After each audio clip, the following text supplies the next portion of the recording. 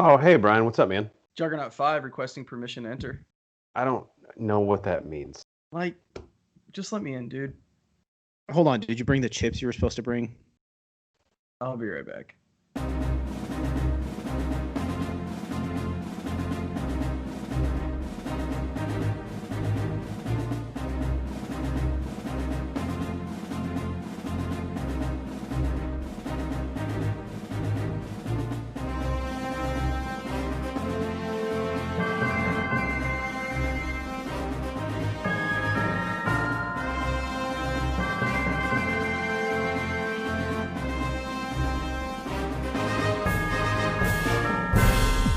Welcome in to the Bro Force Squad podcast. We're just a bunch of bros drinking beer and watching TV and movies. I'm your host, the Mayor Jeff Hornacek.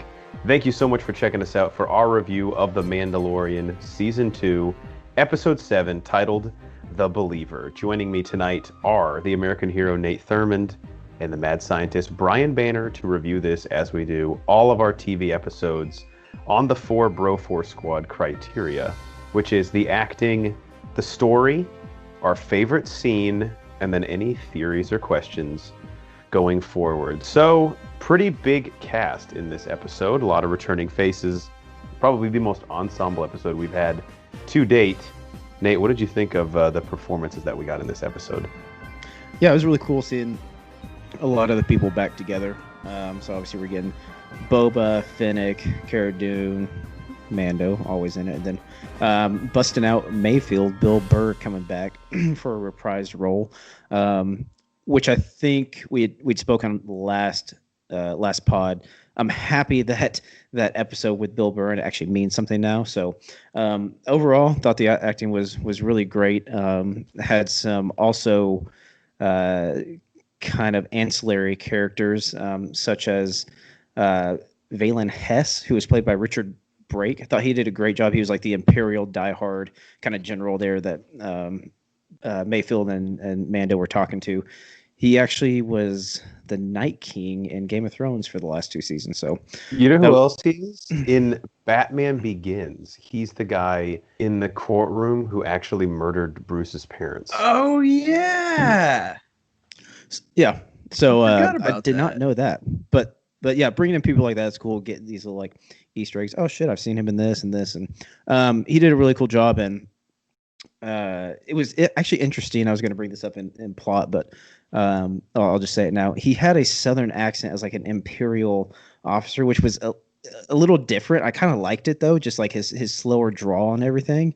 But it obviously was a change of pace from your typical British speaking Imperial people, or just a lot of people in Star Wars in general. So his Southern draw and that kind of brought a different flair and different flavor to it, which was kind of cool. And another thing that you may shit on, but Cara Dune's acting, I don't think it was that bad in this episode. Oh, dude, it was fucking horrendous. Like, okay, Did we Bill watch the Burr- same episode, Bill Nate? Burr is a Yeah. stand-up comic by trade, and he was acting circles around Gina Carano. In fact, I if was a I'm little Bill drunk Burr, when I watched it, but I don't know. Maybe that. if I'm Maybe Bill that. Burr, my next stand-up special, I just get on stage and go, "Here's a joke. Gina Carano's acting. That's my joke." I don't know if Bill Burr was.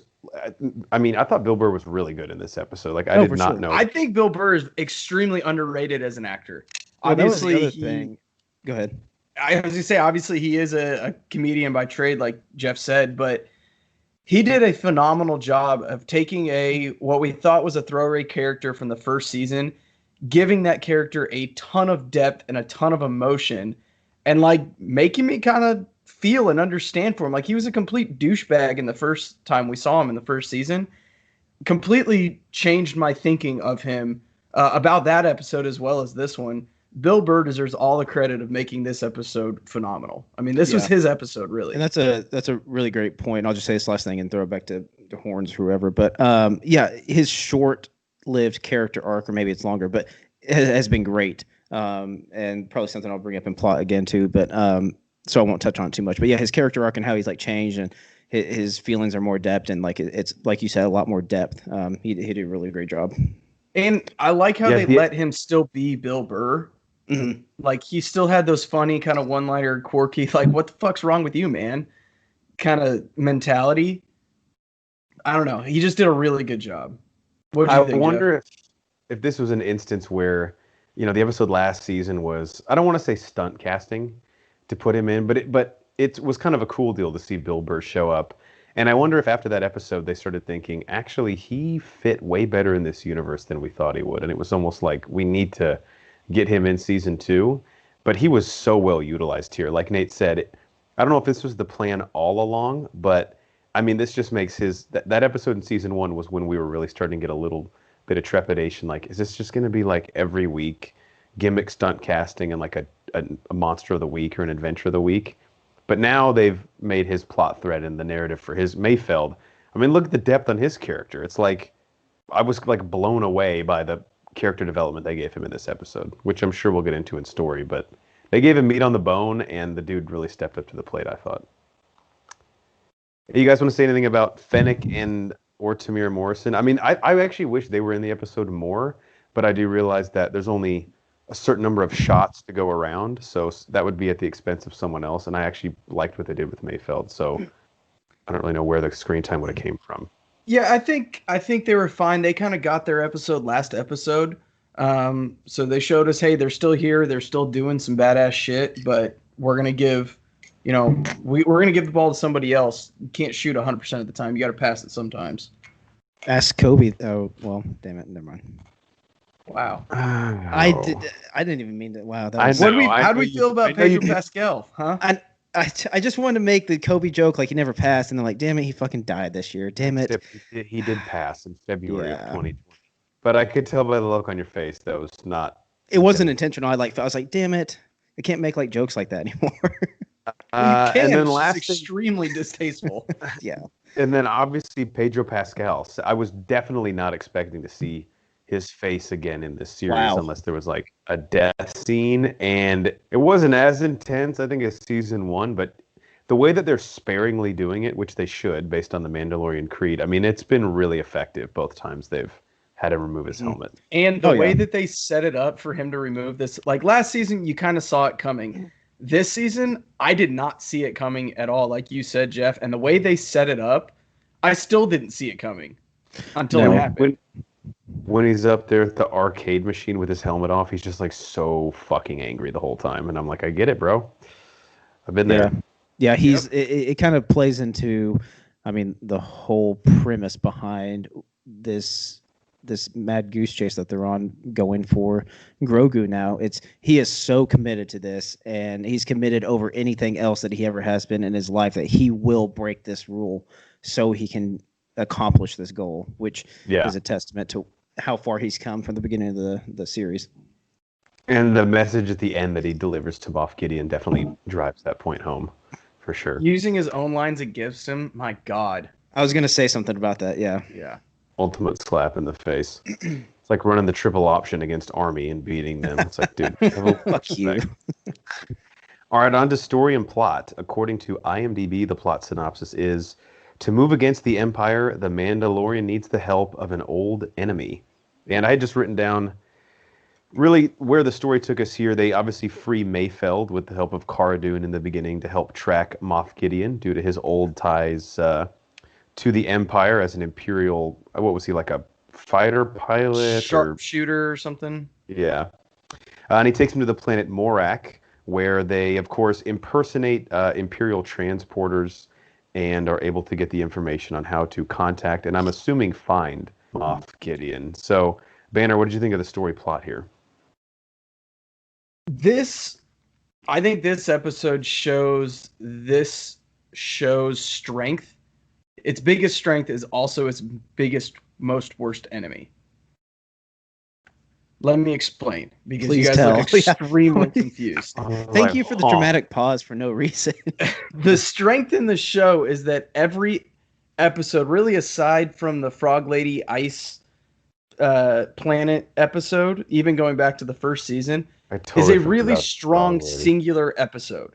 And every single one of those has a little breadcrumb, but we don't really ever get one episode that ties all those. We don't have that glue episode. We don't have that one episode where everything comes to a head. because every episode is so good. Does that make any sense, or am I just stoned? No, A as you little were of saying, this, a like little of that. yeah, the episodes don't build to one massive moment, is what you're saying, because they give us pretty substantial moments along the way, right? Right. Every episode is so strong by itself. They don't necessarily need that big aha moment, which I've been waiting for. But at the same time, like I can't go, I didn't like this episode. The episode was fan-fucking-tastic. There was great action, great emotion, great everything, but yet I still don't know what we're building towards at the end. We don't have that, okay, they just had to give us this shit so that we knew it to get us to that aha moment.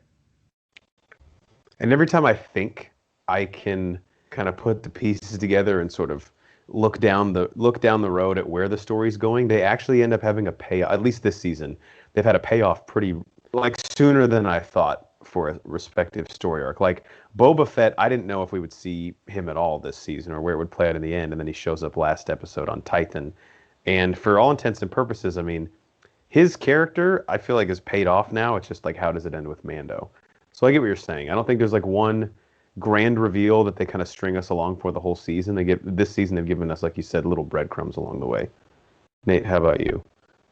Yeah, I mean, I thought this one was productive. Like Banner was saying, yeah, it still had a lot of emotion, a lot of depth within every scene, pretty much.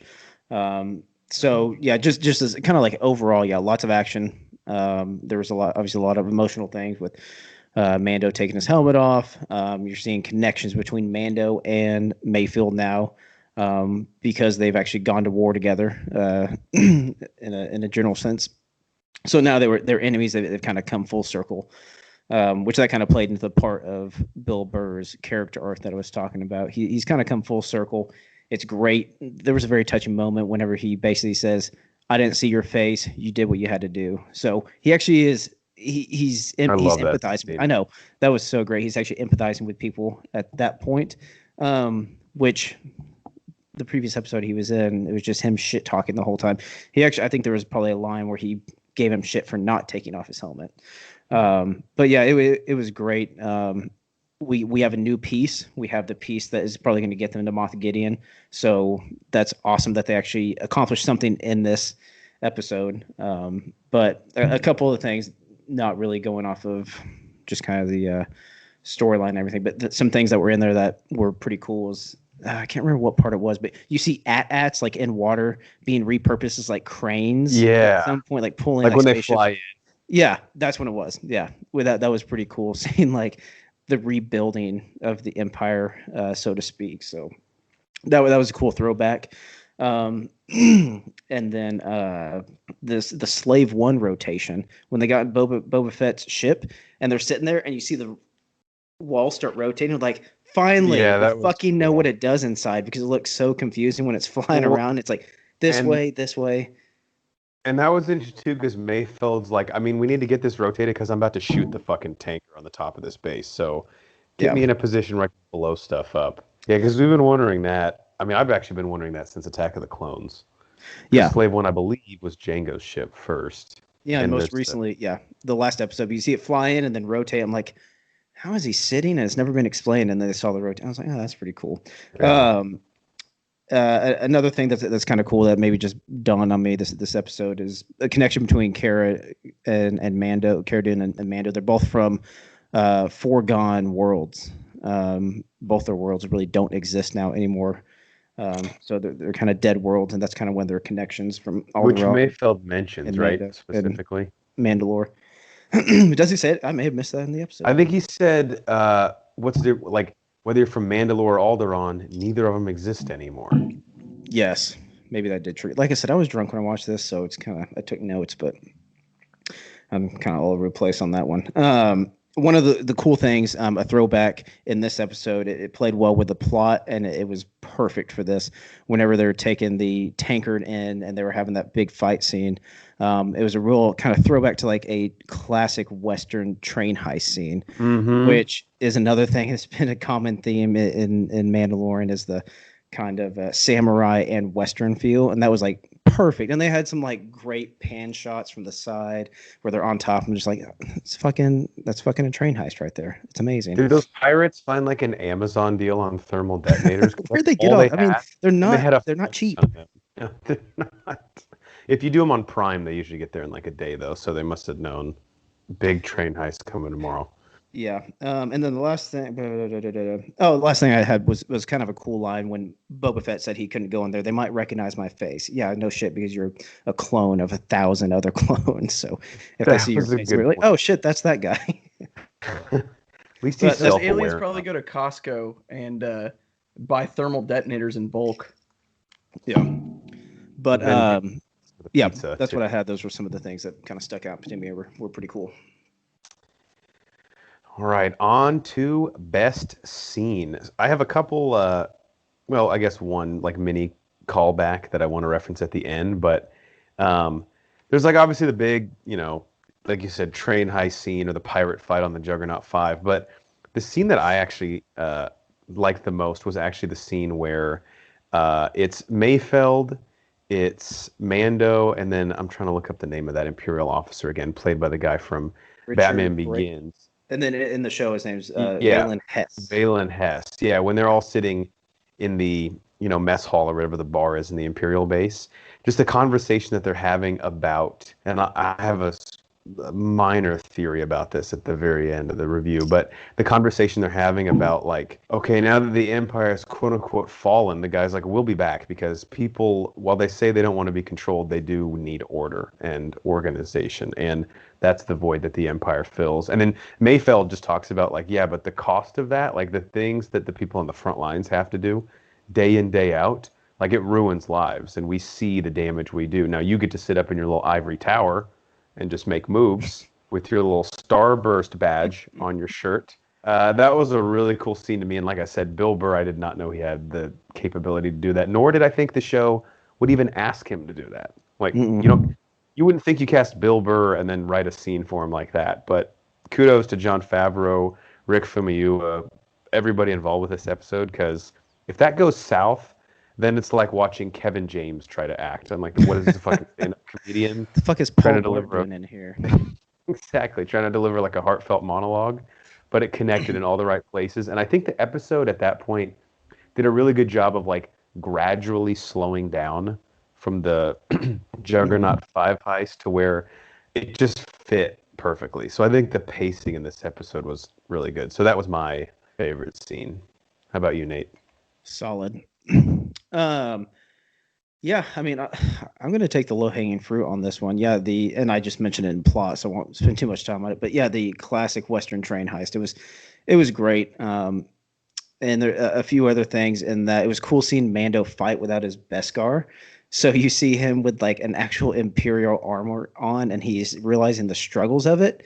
And we see how shitty their armor is because it just explodes as the pirates are hitting it. You could tell he like forgot he had it on for a second. He's like, why is it shattering? Like, oh, the fuck just happened? It's like using someone else's golf clubs. Like, I'm shanking everything. Why is this happening?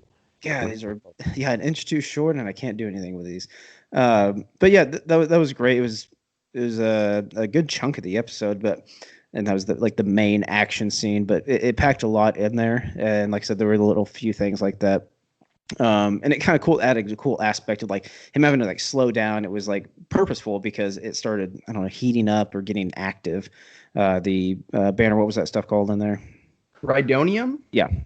And so it was kind of like a cat and mouse. It would slow down a little bit and then speed up, which added a nice little element of intensity to it. So that was probably my favorite scene in the episode. And I've never thought I would be happy to watch TIE fighters fly over the ridge and kill civilians. Dude, a great point. That is a great point as well. You're like actually rooting for the TIE fighters. You're like, wait, what? This feels so weird. What's going on? I know. And they fucked up those pirates. I don't know what the pirates were doing at the end. They only had thermal detonators, and they were just running at people with blasters. Yeah. Like, this is really not a well thought out. Like, you're in an open space. Yeah, well. They've had better ideas. But Banner, move it over to you now. So I'm not going to say this is the best scene, but this is my favorite scene. I think it ultimately is going to end up having the largest significance on Mando.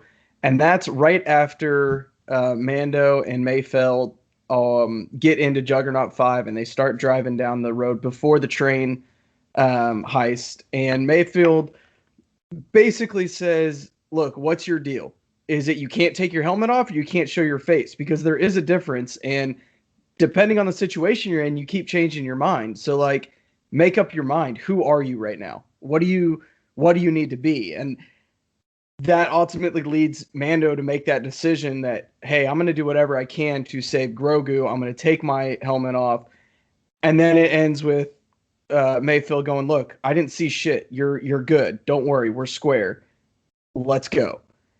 I think that by Mayfield having that conversation with Mando, Mando is now, this is kind of the second or third time that he's starting to question his creed. First, it was when he talked to Bo-Katan and the other Mandalorians, like, look, yeah, we're taking our helmets off. You're part of a radical group. You may not understand that or realize that, but you are.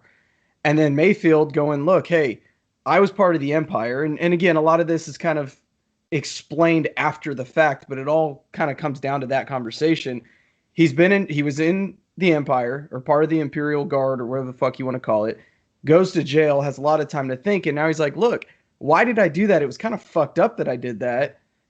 Goes into that conversation that he had with Valen Hess, like, yeah, who's suffering though? Shoots him, then he blows up the whole factory, blah, blah, blah. It all comes down to that whole conversation of, look, what are you fighting for? Why do you believe in these things? Really take a look inside. And that's what that really, really short scene said to me. It said a whole lot. What a very insightful breakdown, Banner. I was going to say, I didn't even really think about it in that context. But yeah, they were not throwaway lines, any of the things he was saying to him. And no, and again, Banner, it showed, like, you don't cast Bill Burr and ask him to do something like that. And Bill Burr stepped up to the fucking plate. He knocked it out of the park. One of the cool things, this is what I liked about Rogue One. This is what I'm excited to see in the Cassian Andor series. And this is what I liked about the character of Mayfeld is previously in Star Wars, like around the original trilogy, you know, the time where the Empire, I don't know if there's like a technical name for their reign, when they had basically like control of the galaxy. But we've always seen it from the vantage point of like the evil Emperor and Darth Vader and, you know, sometimes Tarkin and Krennic or whoever, but these guys at the top calling the shots, and to see the people like the Mayfelds, like the grunts, you know, for lack of a better term, the guys that are actually the ones getting this stuff done and have to go walk into a village and murder like a bunch of women and children, to see their perspective and how ruthless and brutal and like how the Empire derived its power is pretty harrowing and powerful stuff. And I just think it adds a whole layer of complexity to the original trilogy that you just never think about. You're just like, oh, evil bad guy with black cape. But he can't do that if guys like Mayfeld aren't willing to roll into a town and light huts on fire. Which has been... All right, anything else before we move on to my favorite part of every review, the theories and questions? All good. All right. My first question, this is not really like leading anywhere, just something that I thought of. Did Mando's blaster run out of lasers? What was that? I've heard of them overheating, but it made like a click, like the clip was empty. And then he had to throw it. I think what it is I think they have like a charge in them, almost like a battery, and that's what creates the lasers. I also may be making all of this up, but it's going to sound like it fits. And it ran out of juice. It wasn't his blaster. That was actually the Stormtrooper's blaster, whose armor he was wearing, because you got to sell the look.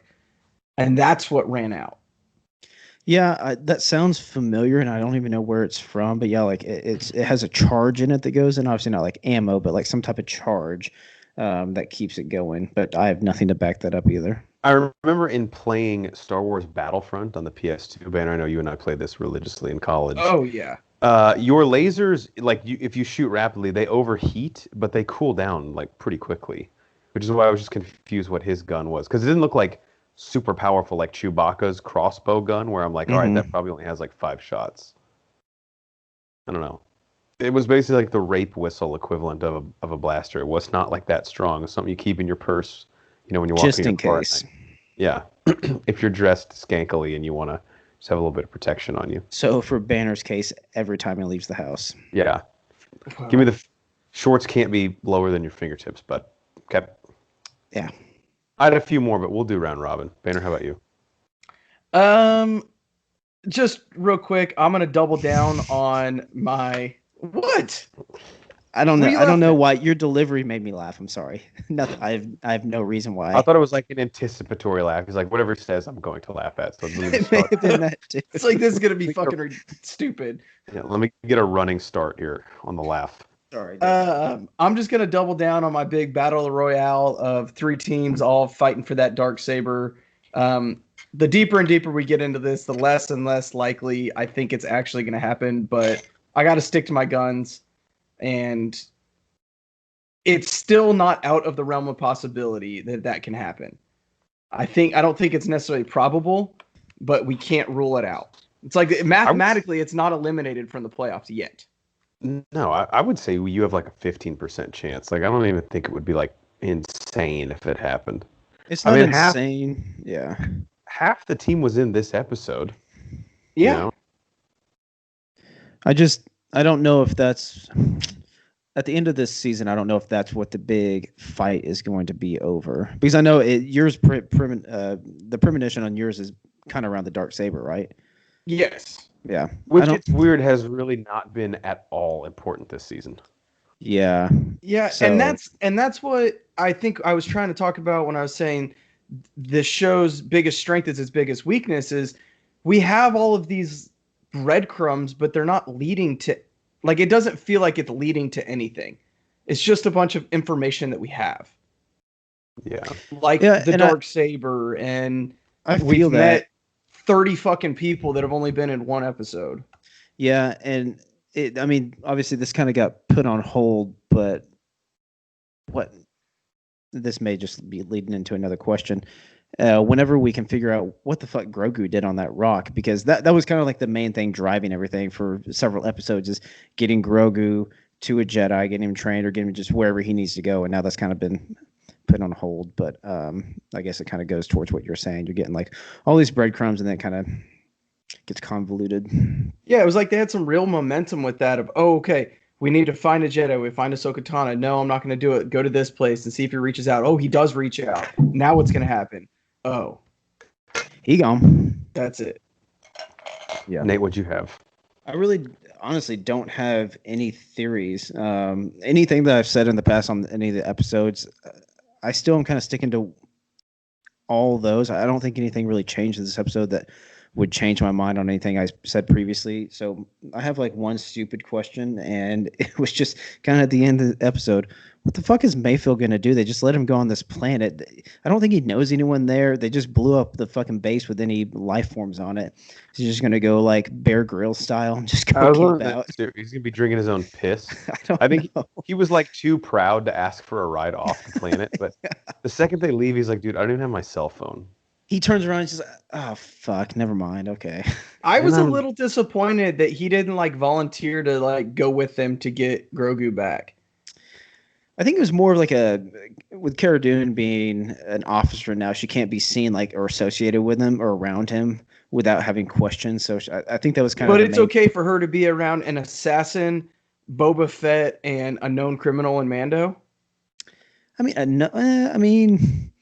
the X-wing fighters let him off too, so I don't know if he has like too much of a record at this point. With like Boba Fett, I don't think anyone knows even exists. Same with Fennec.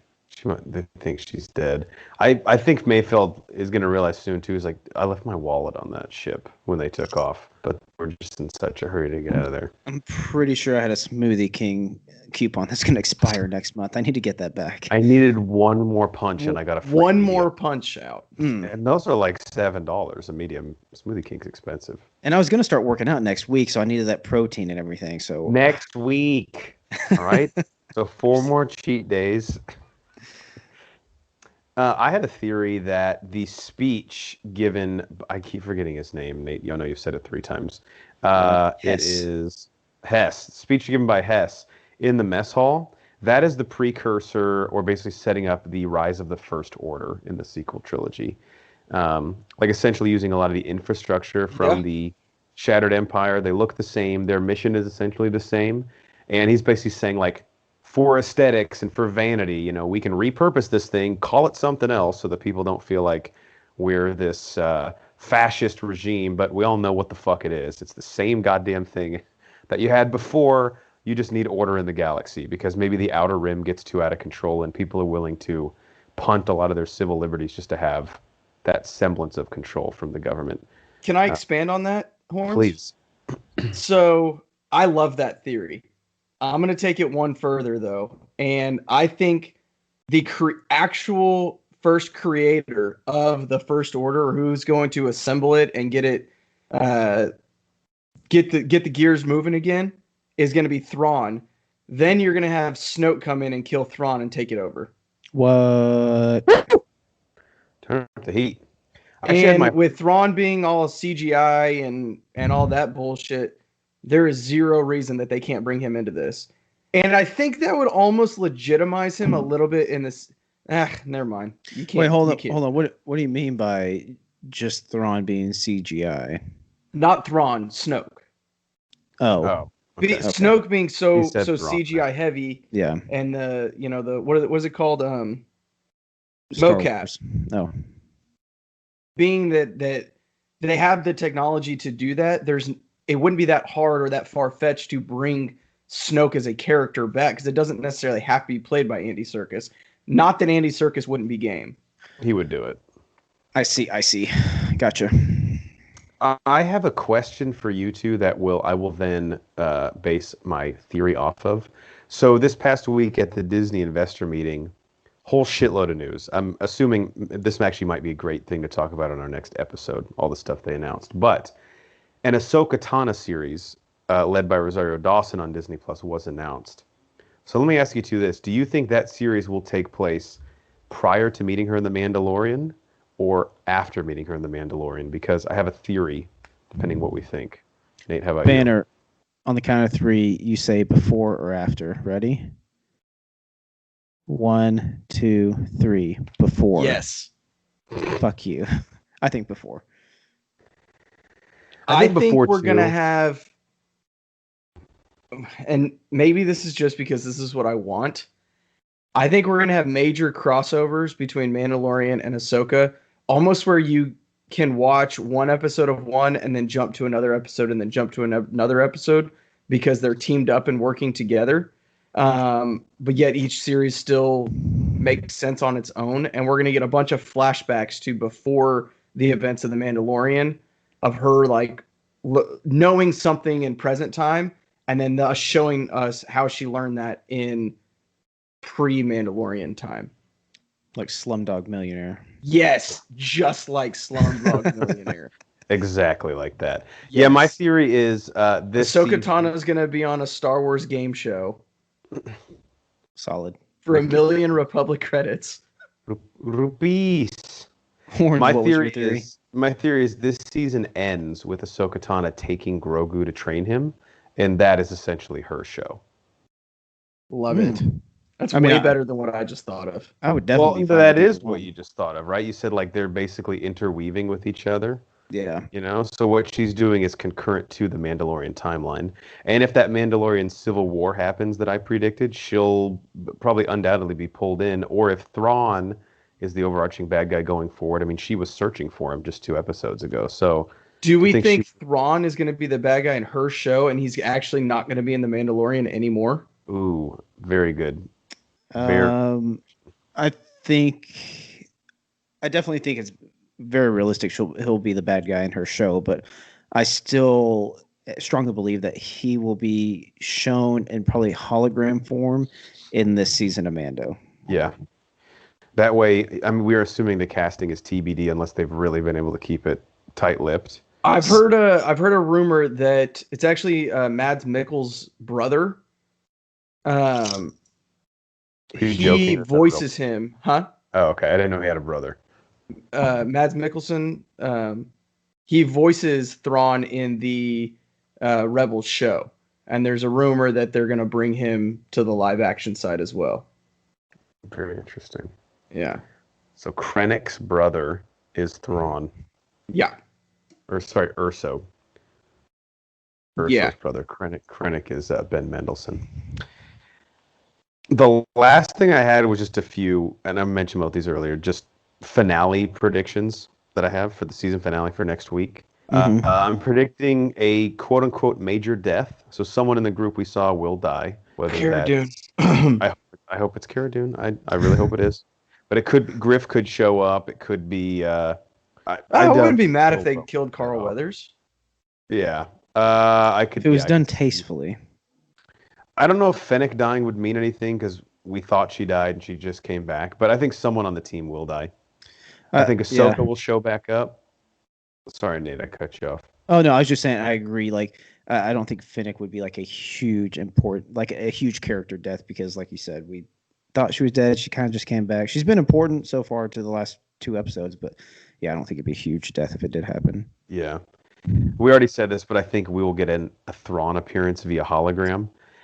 And one other thing that I'm kind of holding out for, but this may be more. Well, maybe they could just dive into this in the Ahsoka Tano series, but I think we will find out the actual relation between Grogu and Master Yoda. I could see that being something Moff Gideon mentions, or if Ahsoka does show back up, realizing after he got on the Seeing Stone and communicated to her, maybe that's information she now has. So That'd be a great little thread to go off of for the last episode. Because for all we know now, they're just the same species, I guess. I don't know. Do we? Mm-hmm. I guess we're assuming a relation, but it hasn't been explicitly said. The last Who knows? observation that I had on this episode was this the first episode that we did not see Grogu at all? Wow. Yeah, I guess so. Out of Wait. 15 episodes. The pilot, he shows at the last second, right? When he opens the... He shows up at the very yeah. end. And then there's a lot of episodes where he kind of bookends it, but he's not in the middle for all the action and the fighting.